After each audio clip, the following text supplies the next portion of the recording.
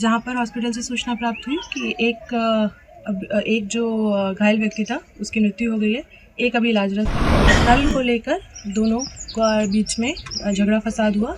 भागलपुर में गुरुवार सुबह केंद्रीय गृह राज्य मंत्री नित्यानंद राय के भांजे की गोली मारकर हत्या कर दी गई। यह घटना नौगछिया के जगतपुर गांव में हुई।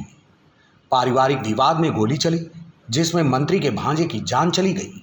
जानकारी के अनुसार नित्यानंद राय के दो भांजे जयजीत यादव और विकल यादव के बीच किसी बात को लेकर झगड़ा हुआ था।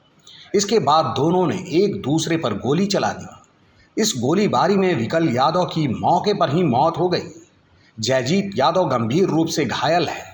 नित्यानंद राय की बहन को भी गोली लगी है, क्योंकि मां अपने बेटों को लड़ते हुए देख बीच बचाव करने आई और उसके भी हाथ में गोली लग गई।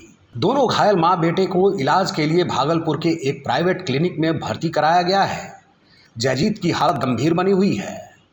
आप पुलिस का भी बयान सुन सकते हैं। सुबह हम लोगों को आज सूचना प्राप्त हुई कि परबत्ता में जगतपुर गांव में दो भाइयों ने आपस में गोली चला दी है एक दूसरे पे।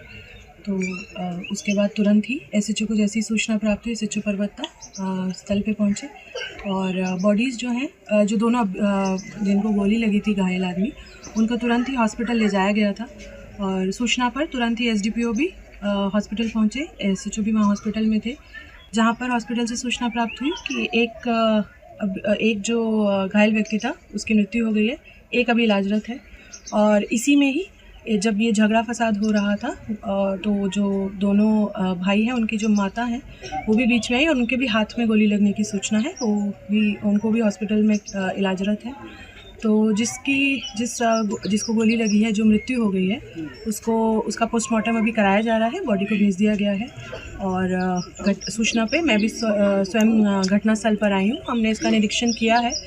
तो प्रथम दृष्टि यही आ रहा है कि नल को लेकर दोनों के बीच में झगड़ा फसाद हुआ, जिसमें वो बात इतनी बढ़ गई कि दोनों को एक दूसरे को गोली मारी, जिसमें एक की मृत्यु हो गई और एक अभी इलाज। देखिए, दोनों भाई हैं, एक है विश्वजीत और एक है जयजीत।